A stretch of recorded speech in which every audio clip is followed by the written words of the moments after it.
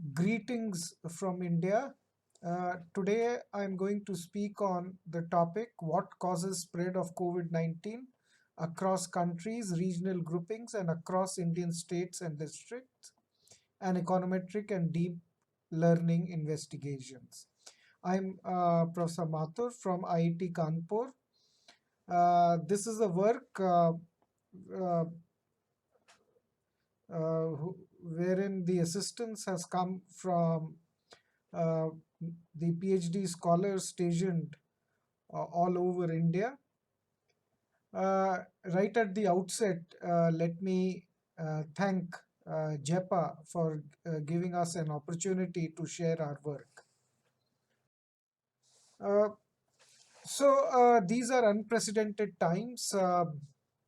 Most of the countries are facing economic, health, and in case of India, security crisis as well.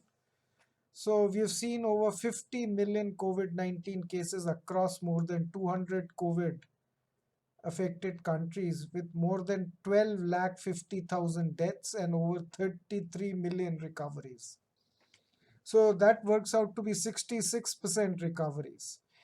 India has seen over 8.5 million COVID cases, 7.82 million recoveries, but with more than 1 lakh 25,000 deaths since January 2020. The states of India, have crossed the Chinese number of COVID infections of 90,000 infections 3 months back, and we are second in the tally among 215 COVID affected economies after the US, which has 9.96 million cases with daily spike of over a lakh cases in a single day in November 2020. Although each death is painful, the death rates in India is low at less than 1.51, and our recovery rate is as high as 92% against the global average of 66% recoveries. Worrying are that still daily there are nearly 50,000 new cases.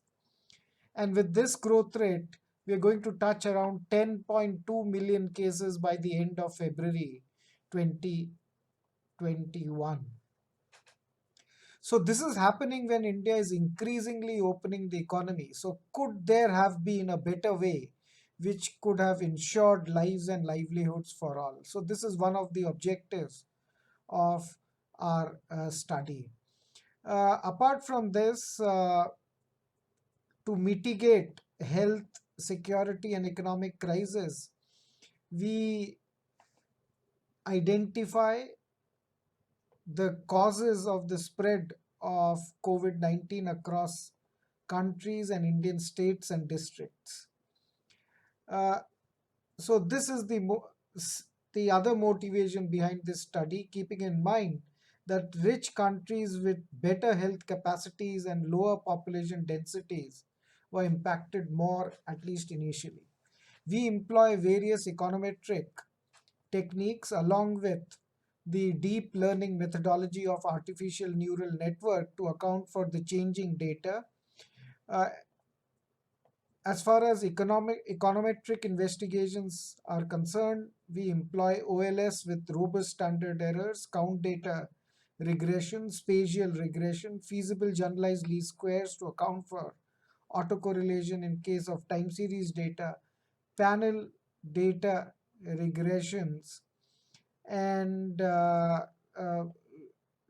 we also have some uh, uh, econometric techniques which are a variant of the count data regression using negative binomial.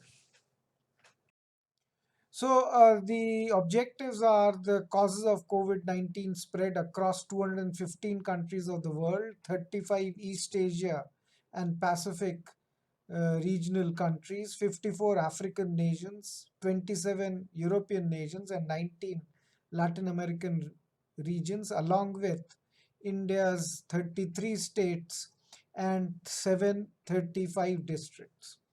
We also wish to answer why were developed nations impacted more economically and in terms of health crisis initially. Then the most difficult questions that the governments are facing, that how much should we relax the lockdown measures keeping the spread minimum?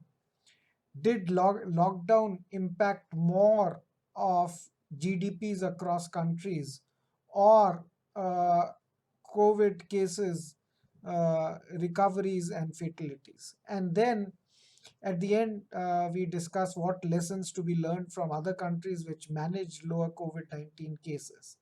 And also, we discuss the areas of collaboration during and post COVID 19 pandemic, wherein we suggest that the model of comparative advantage, with a focus on shifting comparative advantage, re energizing rural and agrarian economy, uh, to fulfill the objective of balancing ecology with environment, skill training, growth and connectivity, and self sufficiency to mitigate health security and economic crisis. So, the literature review, we have a couple of studies which were done by ICMR and followed by two NBER studies, and then the National Supermodel Committee report, uh, which goes into predicting the COVID infections. In fact, all these reports suggest, at least the ICMR report suggests, that if no action or no lockdown would have taken place, the amount of infections could have crossed more than 130 million in case of India. Probably that is the reason that India adopted very harsh lockdown measures right at the beginning. Then there are two NBER studies, one going into the impact of lockdown on COVID infections, and the other on what factors affect the COVID fatalities. Uh, so the second one by Jinjarek mentions that institutional and demographic dynamics lend evidence to the fact that regions with a greater share of senior citizens, population employed in unstable occupation, a greater degree of democracy, as well as distance away from equator, has a significant impact on the COVID fatalities. Then the COVID 19 India National Supermodel Committee uses an extended SEIR model to incorporate various uh, scenarios from what would have happened if the lockdown would have been postponed. So, uh, or delayed. And their projections are that the population affected could have been from 1 to 10%, uh, depending on how much of the society would adhere to the social distancing norms. In case of India, they say younger population and care of elderly have worked in India, and herd immunity happens at lower levels. What is to be noted is that it did not take into account the partial lockdown measures that could have been uh, implemented right at the beginning. So the various scenarios did not incorporate the partial lockdown measures. So these are some SEIR model predictions. This is nonlinear differential equations, And what is to be noted is this value of R0. How much is an individual able to infect the others? So this nonlinear differential equation, susceptible, exposed, infected, and recovered model, is like a nonlinear simultaneous differential equation. It shows that the value of R0 has been declining. And depending on R0, one can compute the herd immunity. So it was around 3, right? Say 7 months back, it has come to around 1.04 for India. For other countries also, it has declined. But what to be noted is that despite this R going down in various countries, the cases have been increasing, at least in India and the US. US around 1 lakh cases a day, and in India 50,000 cases. So the government can take a comfort that probably this is because not enough tests have been done. But you can see in US that there are other socio-economic, political, environment, health factors, including lockdowns, which are responsible for the rise of cases. So this study is about identifying these factors and understanding the magnitude.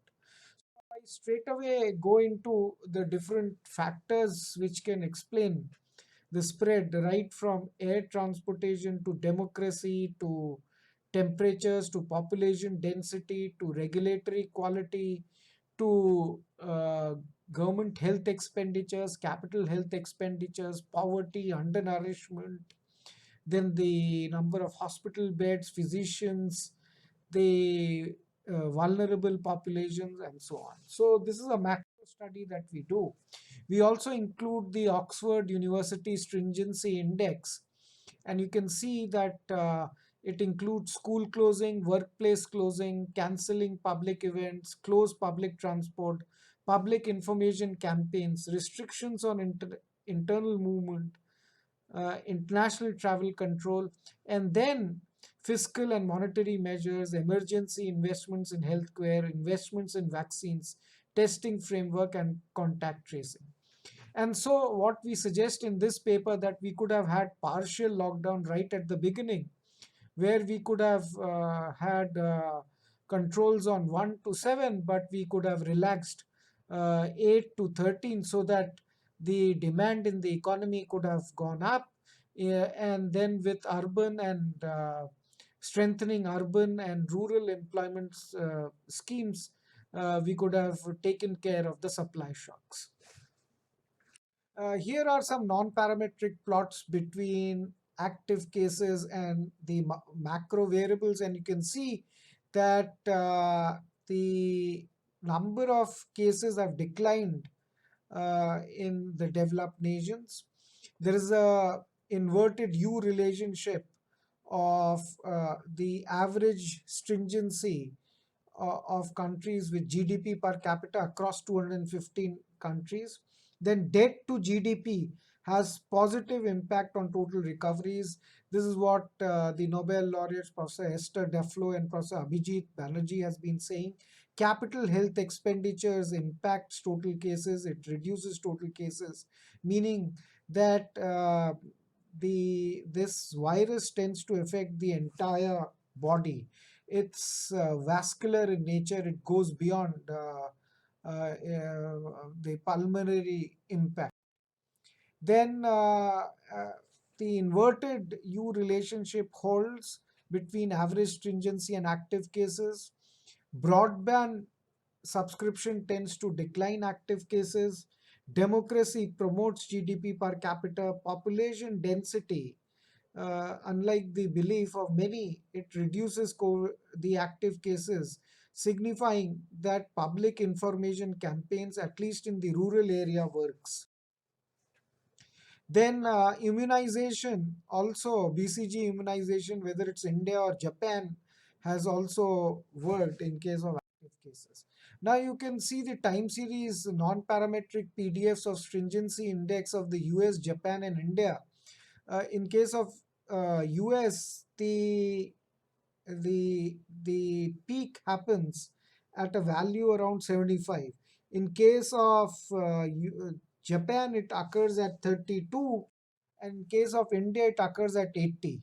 And if you look at the cross section PDF, it's a bimodal thing that there are some countries like Oceania and East Asia which had low stringency and had low COVID cases, while there are other countries in Latin America, Africa, and India, and some countries in South Asia which had very high stringency index, and therefore had higher COVID cases.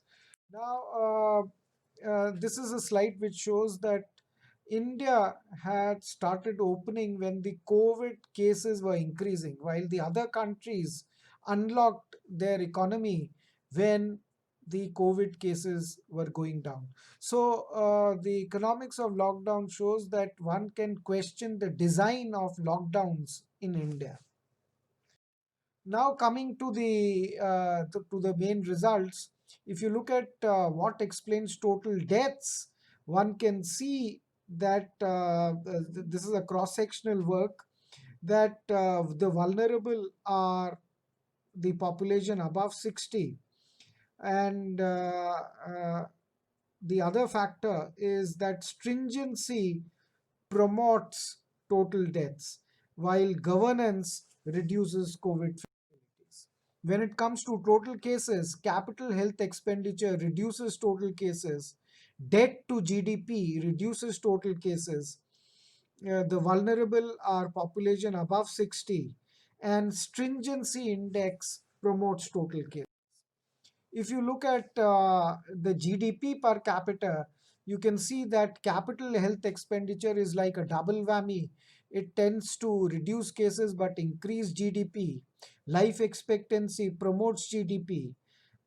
Unemployment promotes GDP, signifying that disruptive technologies like 4IR promotes GDP per capita across the 215 COVID affected economies. Doctors promote the COVID infections. Population over 60s reduce the GDP per capita.